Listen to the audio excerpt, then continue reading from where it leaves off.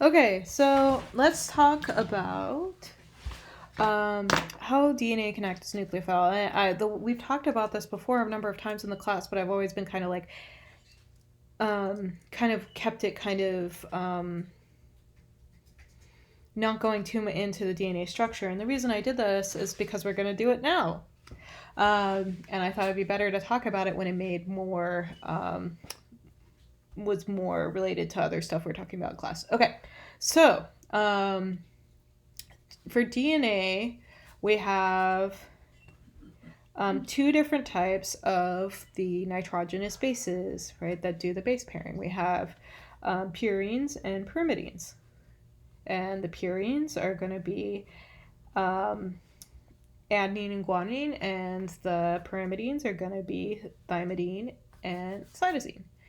And so the purines are going to look like this.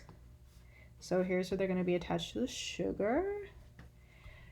And they're going to have, oh crap. Good thing you can't see it. You can't see, I drew it wrong. Okay. Kind of like it, leave it like this. Okay. So here is a purine, and this is A and G.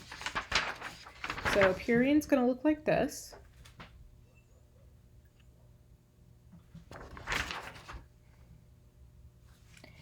And a pyrimidine is going to look like this.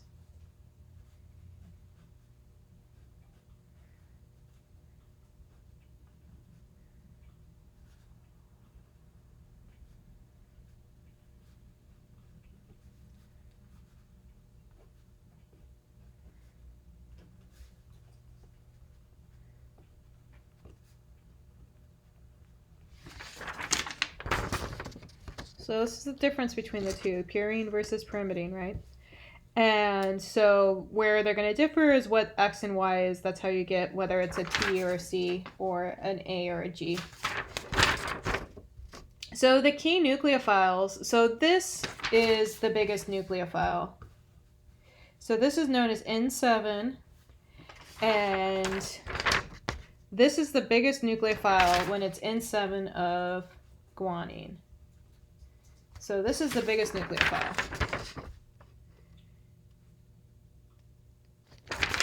This is the second biggest of this N of adenine. This is going to be the second biggest nucleophile. And then it's the N7. Basically, it's like this. And then after, basically, it's guanine and adenine are much more nucleophilic than thymidine and cytosine. It's going to basically want to alkylate a lot of places on guanine or adenine before it comes over and wants to alkylate on thymidine or cytosine. And if it does alkylate on thymidine or cytosine, it's going to alkylate here. And this is N1. This is N1 of cytosine. That's where it's going to want to alkylate. Okay. And the way that these mustards work, just to remind you how these mustards work, is that they work via the following, right? We could imagine this. We did, so here's how the mustard works.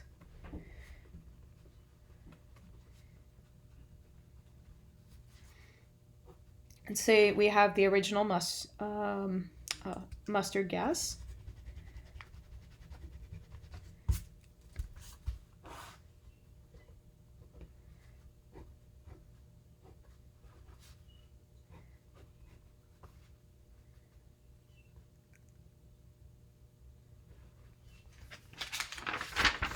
So we have mustard gas.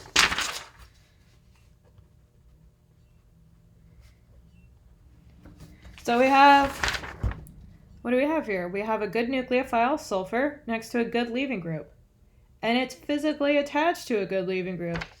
Oh my god. So what can happen is the following, right? We have that good nucleophile.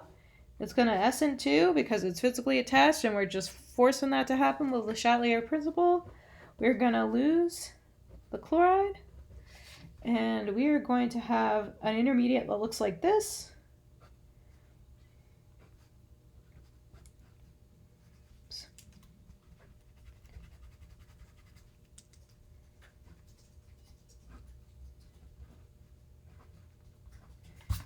And you're going to form an intermediate like this, and it's like super strained, super ready to break. Right? We got this 3-membered ring. We know those suck. And so some nucleophile, let's say this is now, in this case, what I'm going to do is I'm going to bring in my DNA base. I'm going to say, let's say that this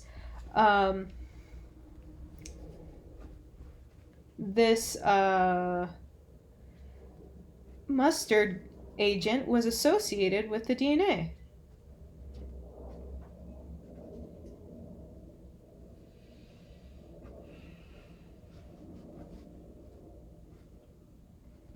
So basically, this is where, so I'm going to make this an OH and this an NH2. So I'm going to make this guanine here. So this is guanine. And what I've drawn is I've drawn in guanine there, and I have those little dots that are H bond into some other base in the DNA. So this is happening inside the DNA strand. So now I have that guanine.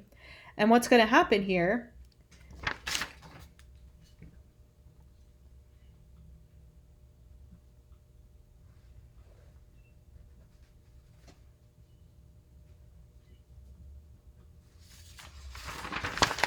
is that N7 is going to attack.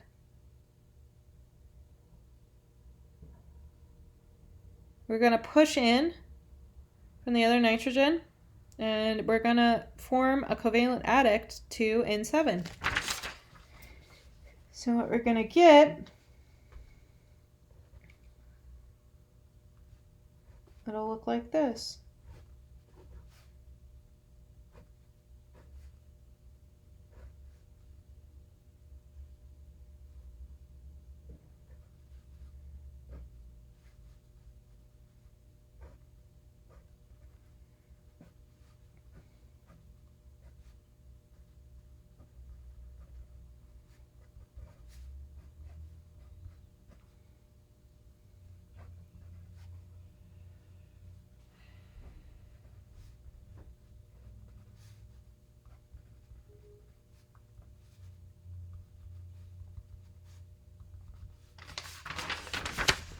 So we've now formed this covalent adduct to our DNA base. So our DNA base is already getting kind of funky, right? Some funky stuff's already starting to go on. So that'll just continue. And so that's how this is happening.